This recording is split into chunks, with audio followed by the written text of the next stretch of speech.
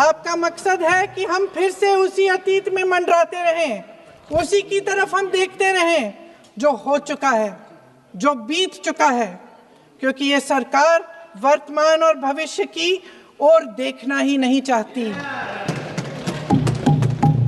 वे इस काबिल ही नहीं रही। सच्चाई ये है अध्यक्ष महोदय कि आज मोदी जी वह प्रधानमंत्री नहीं रहे जो एक समय में थे। सच ये है कि ये दिखने लगा है, उनका आत्मविश्वास घटने लगा है, उनकी नीतियां देश को कमजोर कर रही हैं और मेरे सत्ता पक्ष के साथी चुप इसलिए हैं क्योंकि अंदर अंदर से वे भी इस बात से सहमत हैं। आज देश के लोग खुश नहीं हैं अध्यक्ष महोदय, परेशान हैं, तमाम समस्याओं से घिरे हुए हैं, तमाम समस्याओं से घिरे हुए हैं और उन समस्याओं का हल आप निकाल नहीं रहे हैं। हाँ ठीक है, उसका भी बोल लेंगे, समय आएगा तो उसका भी बोल लेंगे, बल्कि कल समय आ रहा है, चुनाव पे चर्चा होगी, उस पे भी बोलेंगे। अध्यक्ष महोदय, इनके भी अपने लोग दबी जबान में कहने लगे हैं कि सारी सत्ता को केंद्रित करने से देश का नुकसान हो रहा है। इस बीच अगर हम अतीत की बातें नहीं करेंगे तो कौन सी बातें करेंगे? ये किसी और बात के काबिल ही नहीं है, सिर्फ ध्यान भटकाना है जनता का। इसलिए आज हम वंदे मातरम पर चर्चा कर रहे हैं। वंदे मातरम देश के कण कण में जीवित है, इस पर बहस नहीं हो सकती। लेकिन चलिए, आपने बहस मांगी, आप बहस करना चाहते हैं, बहस करते हैं। आज इस चर्चा को प्रधानमंत्री जी ने शुरू किया, उन्होंने भाषण दिया और इसको कहने में कोई झिझक नहीं है कि भाषण अच्छा देते हैं, थोड़ा सा लंबा, लेकिन भाषण अच्छा देते हैं। सिर्फ एक कमजोरी है, अगर आप इजाजत दें तो मैं बोलूं, एक कमजोरी है। हाँ, उसी पे बोल रहे हैं, वंदे मातरम पे बोलो आप।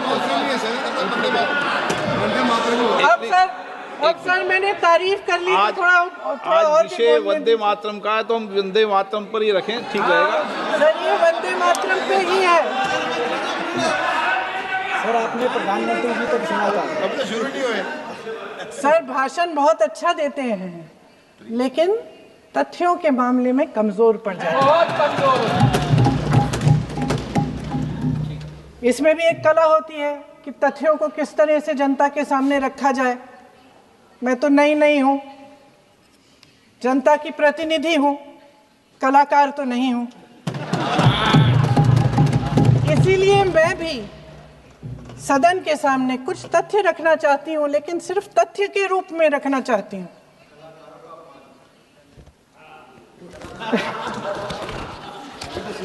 मैं उदाहरण दूं,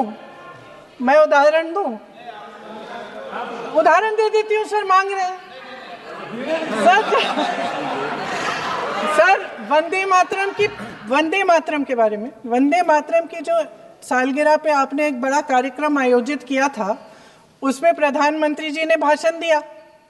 उसमें उन्होंने कहा कि 1896 में पहली बार गुरुदेव रविंद्रनाथ टैगोर ने ये गीत एक अधिवेशन में गाया।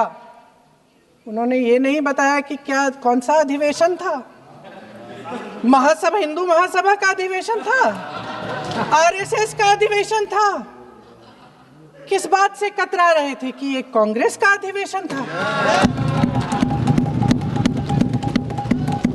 और उदाहरण दूं कि मैं अपना भाषण जारी रखूं। जितनी देर हमारे प्रधानमंत्री, देश के प्रधानमंत्री रहे हैं, 12 साल हो गए हैं, लगभग उतने ही सालों के लिए जवाहरलाल नेहरू जी जेल में रहे। किस लिए? इस देश की आज़ादी के लिए। उसके बाद 17 साल के लिए प्रधानमंत्री रहे। आप बड़ी आलोचना करते हैं इनकी, लेकिन अगर इन्होंने इसरो नहीं बनाया होता तो आज आपका मंगलयान नहीं होता। अगर DRDO नहीं बनाया होता तो तेजस नहीं बनता। अगर IIT और IIM नहीं बनाए होते तो हम आज IT में आगे नहीं होते।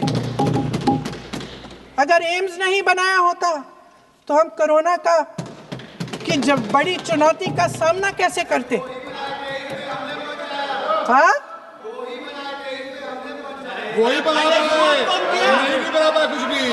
इसका मतलब है इस मुद्दे का जवाब नहीं है आपके पास है?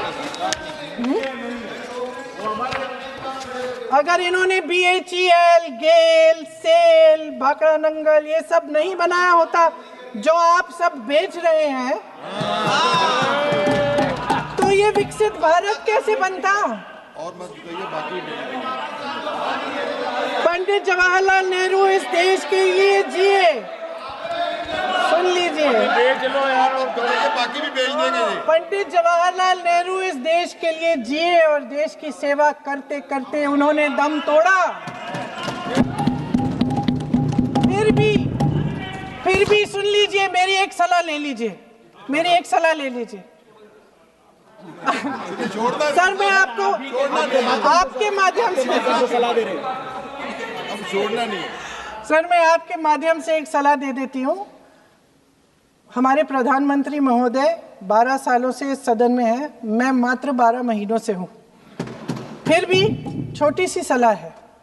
उन्होंने अभी हाल ही में चुनाव था, कुछ महीनों पहले उन्होंने एक सूची निकाली थी कि विपक्षी दलों ने और विपक्ष के नेताओं ने कितने अपमान किए हैं इनके, और उसमें शायद 90-99 ऐसे उन्होंने अपमानों की सूची बनाई थी। तो मैं उनको एक छोटी सलाह देना चाहती हूँ कि नेहरू जी से जितनी भी शिकायतें हैं, जितनी भी गलतियां उन्होंने की आपके जहन में, जितनी भी गालियां देनी है, जितना भी अपमान करना है, उसकी भी एक सूची बना दीजिए।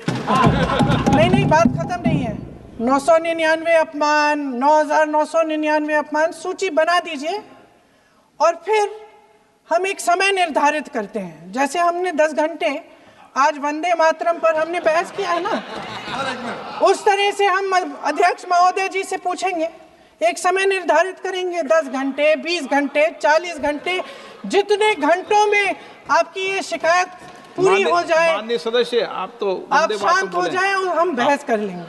लेकिन इस सदन का कीमती समय, जिसके लिए हमें यहाँ पे जनता ने भेजा है, जैसे हमें जनता की समस्याओं को हल करने के लिए चर्चा करनी चाहिए, इस्तेमाल करना चाहिए, उसको एसी के लिए इस्तेमाल करिए। उसके बाद जैसे अंग्रेजी में कहते हैं ना, जैसे अंग्रेजी में कहते हैं कि once and for all let's close the chapter, close कर लीजिए। देश सुन लेगा क्या क्या शिकायतें हैं, किसने क्या किया, इंदिरा जी ने क्या किया, राजीव जी ने क्या किया, परिवारवाद क्या होता है, नेहरू जी ने कौन सी गलतियां की, सुना लीजिए, फिर खत्म। उसके बाद बेरोजगारी, महंगाई, महिलाओं की समस्याएं, जो पीएमओ में हो रहा है उसकी बातें, उसकी चर्चा, जो बैटिंग ऐप के बारे में हो रहा है पीएमओ के अंदर, आप माननीय सदस्य प्लीज, जो एप्स्टीन फाइलों में आपके मंत्री महोदय के नाम निकल आए हैं, माननीय उसकी चर्चा करेंगे। आप वंदे मातरम में बोले, आप इधर उधर डाइवर्ट मत हो।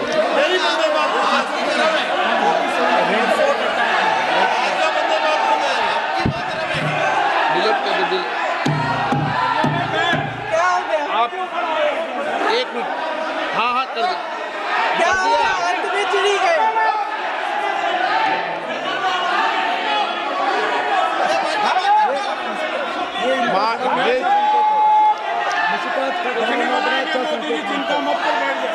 बहुत बढ़िया। माननीय सदस्य 1 मिनट, माननीय सदस्य आप वंदे मातरम पर सार्थक चर्चा करें। ठीक सर, इधर उधर डाइवर्ट यही मत थी सर, संक्षिप्त में बात यही थी, कोई डाइवर्ट नहीं होना हम अतीत चाहिए। में बातें करते रहते हैं। माननीय सदस्य नहीं, आप बिना तथ्यों के कोई बात नहीं करें। आप वंदे मातरम पे बोले उचित रहेगा।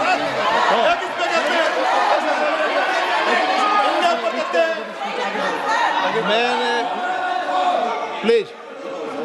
अध्यक्ष महोदय, मैं आपकी बात मानती हूँ, लेकिन बिना तथ्य के बहुत सालों के लिए ये हम पर आरोप डाल रहे हैं। हम चुपचाप सुनते हैं, इनको भी थोड़ी सी संतुलन होनी चाहिए, सुनने की थोड़ी सी हिम्मत होनी चाहिए। राजनीति है।